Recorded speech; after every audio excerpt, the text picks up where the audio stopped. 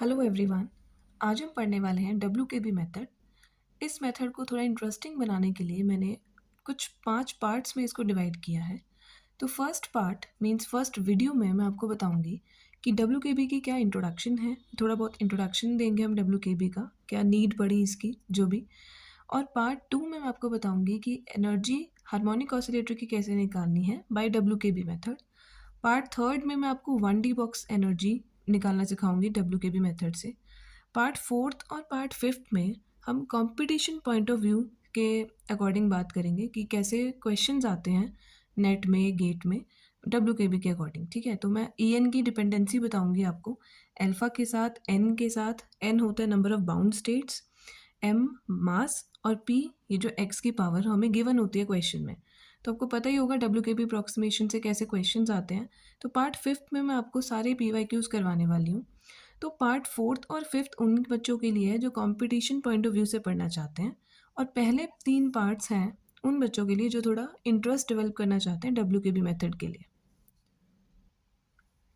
तो हम स्टार्ट करते हैं इंट्रोडक्शन से कि WKB अप्रॉक्सीमेशन क्या होता है। द वेंजल क्रेमर्स ब्रिलियन, ये जो WKB नेम पड़ा है ये 3 साइंटिस्ट के नेम से है। Wenzel W, Cramer's K, brilliant B. So the WKB approximation is useful for treating the system with slowly varying potential, which remains constant over a region of the order of de Broglie wavelength.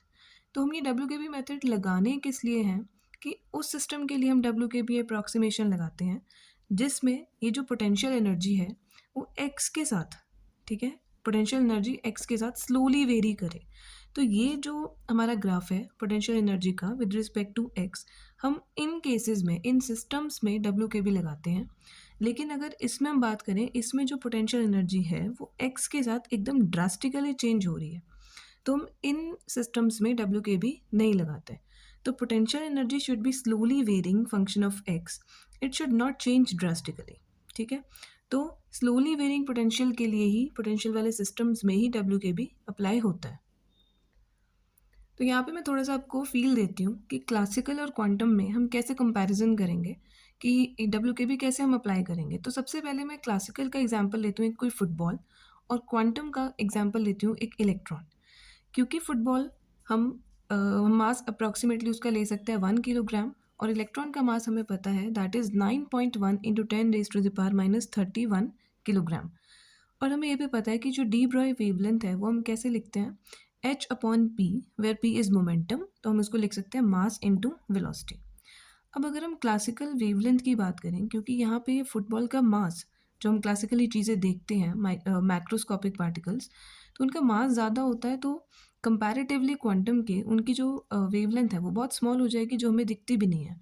तो मैं उसको क्या ले रही हूँ, approximately 0, we can't even सी, क्योंकि हम classical wavelength नहीं देख पाते। ऑब्वियसली हमें फुटबॉल, जब हम देखते हैं फुटबॉल चलते हुए, कोई भी मैक्रोस्कोपिक पार्टिकल, तो उसके साथ पार्टिकल की वेव तो होती है डुअल नेचर ऑफ मैटर की वजह से, लेकिन हम उसको देख नहीं पाते हैं बिकॉज उसका मास बहुत ज़्यादा होता है। तो अगर हम इसको कैलकुलेट करेंगे ना, एच प्लैंक्स कांस्टेंट की वैल्यू पुट करें, मास पुट करें, और उस फुटबॉल की या कोई भी हमारा मैक्रोस्कोपिक पार्टिकल, उसकी अगर वेलोसिटी पुट करें, तो जो इसका वेवलेंथ आएगा वो बहुत स्मॉल आएगा, तो हम उसको अप्रॉक्सीमेटली 0 ले लेंगे।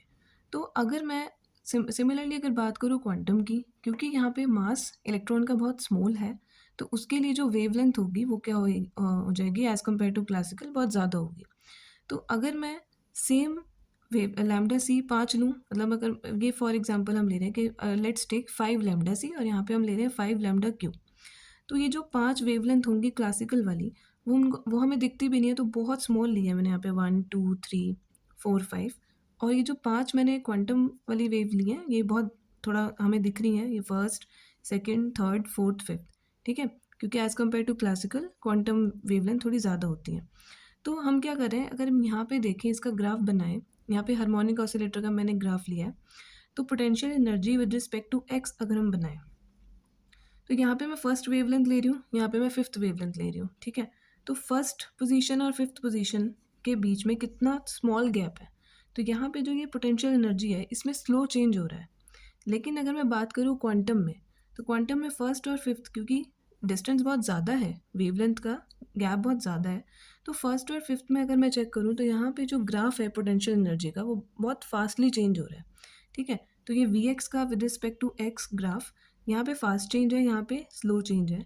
तो हम ऐसे वाले सिस्टम्स में डब्ल्यू के बी लगाते हैं जहाँ पे पोटेंशियल एनर्जी का with respect to position change बहुत स्लो हो रहा हो। और इसी वजह से हम इस मेथड को सेमी क्लासिकल अप्रॉक्सीमेशन भी बोलते हैं। और अब हम देख लेते हैं डब्ल्यू के बी की वैलिडिटी कंडीशन कि हम ये कहाँ पे अप्लाई कर सकते हैं। तो क्योंकि यहाँ पे क्या है कि हमारा जो वेवलेंथ है पार्टिकल का, क्योंकि जैसे हमने फुटबॉल का एग्जांपल दिया, यहाँ पे वेवलेंथ जो है साइज़ के कंपैरेटिवली, जो भी पार्टिकल है उसके साइज़ के कंपैरेटिवली स्मॉल होना चाहिए। तो हम इसको मैथमेटिकली लिख सकते हैं D lambda by d x should be less, very less than 1, ठीक है। और हम क्या लिख सकते हैं इसको कि d lambda bar by d x less than 1, और where lambda bar is lambda upon 2 pi. और क्योंकि हमें पता है कि लैम्डा को हम लिख सकते हैं 2 पाई बाई के, ठीक है। तो हम D lambda by d x को, अगर मैं यहाँ पे D lambda by d x find करूँ तो यहाँ पे 2 पाई एज इट इज़ 1/k का जो डेरिवेटिव है वो आ जाएगा -1/k² डी के बाई डी एक्स। तो यहाँ पे ये जो पूरा है इसको हम एज इट इज़ यहाँ पे पुट कर सकते हैं D lambda by d x की जगह। 2 पाई की ज़रूरत नहीं है, हम सिर्फ के वाला ले रहे हैं फंक्शन। तो 1/k² डी के by d x mod, negative हमने इसलिए नहीं लिया, वेरी लेस देन 1। तो ये हमारी तीन कंडीशंस हैं। हम ये तीनों में हम क्या कर सकते हैं, डब्ल्यू के भी अप्लाई कर सकते हैं लैम्डा के साथ, D lambda by d x should be less than 1। तो मतलब इसमें ये दो कंडीशंस आ गई हैं कि जो वेवलेंथ है पार्टिकल की वो बहुत उसके साइज़ के कंपैरेटिवली स्मॉल होनी चाहिए। कंडीशंस तो पढ़ ली हमने कि वहाँ वहाँ अप्लाई होगा जहाँ पे पार्टिकल का वेवलेंथ एक्स के साथ, मतलब उसकी पोजीशन के साथ बहुत धीरे धीरे स्लोली वेरी करेगा। लेकिन प्रॉब्लम ये है कि डब्ल्यू के भी लगाना क्यों है, उसकी ज़रूरत कहाँ पड़ी। तो पहले हम चेक कर लेते हैं Schrodinger time independent wave equation. हम इसको ऐसे लिख सकते हैं श्रोडिंगर इक्वेशन। यहाँ पे जो ई होता है वो होता है टोटल एनर्जी, जिसको हम लिख सकते हैं kinetic energy plus potential energy. अगर मेरे को काइनेटिक एनर्जी की वैल्यू निकालनी है तो हम लिख सकते हैं ई माइनस वी। और हमें ये भी पता है कि काइनेटिक एनर्जी को हम लिख सकते हैं p²/2m। तो ये p where p is momentum, तो p को हम क्या लिख देंगे √2mt। और यहाँ पे जो t है काइनेटिक एनर्जी, उसकी वैल्यू हम पुट कर लेंगे e माइनस वी। तो अब हम ये जो p है यहाँ पे सब्स्टिट्यूट कर देंगे इस वैल्यू में, इस इक्वेशन में। तो हमारे पास जो श्रोडिंगर वेव इक्वेशन है वो यहाँ कुछ इस तरह बन जाएगी कि d² psi by d x square plus p² upon h² psi equals to 0। यहाँ पे p है क्लासिकल मोमेंटम, और क्लासिकल मोमेंटम को हम ऐसे लिख सकते हैं h⁻k, where k is quantum momentum, ठीक है। तो यहाँ से k की वैल्यू अगर हमें निकालनी हो तो वो आ जाएगी p अपॉन h², ठीक है। अब ये जो p अपॉन h² है वो हम यहाँ पे वैल्यू पुट कर देंगे k² हो जाएगी, क्योंकि p² अपॉन h² हो जाएगा k²। तो हम वापस श्रोडिंगर वेव इक्वेशन में जाएंगे और इसको लिख देंगे d² psi by d x square plus k² psi equals to 0। ये जो मेरी सेकंड इक्वेशन बनी है इसमें अगर हम चेक करें कि अगर v जो पोटेंशियल एनर्जी है वो कांस्टेंट अगर रहे, तो ये जो p की वैल्यू है which is √2m e minus वी, अगर v कांस्टेंट है, चेंज नहीं हो रहा, तो जो मोमेंटम है वो भी क्या रहेगा, कांस्टेंट। तो ये जो मोमेंटम है अगर कांस्टेंट है तो k भी क्या हो जाएगा, कांस्टेंट। तो k² हो जाएगा यहाँ पे कांस्टेंट। तो अगर k² यहाँ पे कांस्टेंट हो गया तो हमारी जो इक्वेशन 2 है वो क्या बन जाएगी, linear differential equation with constant coefficient. तो ये जो इक्वेशन सेकंड इक्वेशन है हमारे पास, ये हमारी लीनियर डिफरेंशियल इक्वेशन हो जाएगी, और जिसमें ये कांस्टेंट है तो विद कांस्टेंट कोफिशिएंट। तो अगर हम इसकी ऑक्सिलरी इक्वेशन लिखना चाहें तो वो हो जाएगी m² plus k² equals to 0, और m की वैल्यू यहाँ से क्या आ जाएगी प्लस माइनस आयोटा k, ठीक है। तो अब इसका अगर मेरे को सोल्यूशन लिखना हो तो वो हो जाएगा e पार आयोटा के एक्स एक बार और एक बार माइनस आयोटा के एक्स। तो इसके लिए मैंने कोफिशिएंट ले लिया a प्लस, और इसके लिए मैंने कोफिशिएंट ले लिया a माइनस, क्योंकि ये राइट साइड जा रही होगी और ये लेफ्ट साइड जा रही होगी, माइनस का मतलब ये है। बट यहाँ पे क्वेश्चन आता है कि what about those cases when v is not constant, क्योंकि जो मैंने यहाँ पे सोल्यूशन किया है ना वेव फंक्शन निकालने के लिए, वेव फंक्शन निकालने के लिए जो भी यहाँ पे हमने लीनियर डिफरेंशियल इक्वेशन बनी है, ये तभी बनी है अगर हमने पोटेंशियल एनर्जी कांस्टेंट ली है, तभी k² कांस्टेंट आया और कांस्टेंट कोफिशिएंट वाला हमने ये सारा फॉर्मूला लगा के हमने वेव फंक्शन निकाल लिया। बट उन सिस्टम्स का क्या जिसमें v कांस्टेंट नहीं है, ठीक है, वेरी कर रहा है, चाहे स्लोली वेरी कर रहा है, तो यहाँ पे डब्ल्यू के बी अप्रॉक्सीमेशन हम लगाएंगे जहाँ पे जो पोटेंशियल एनर्जी है वो कांस्टेंट नहीं है बट इट इज़ वेरिंग। तो अब ये जो बेसिक आइडिया मैंने यहाँ पे श्रोडिंगर वेव इक्वेशन का एग्जांपल लेके किया है, ज़रूरी नहीं है कि श्रोडिंगर वेव इक्वेशन में ही लगेगा।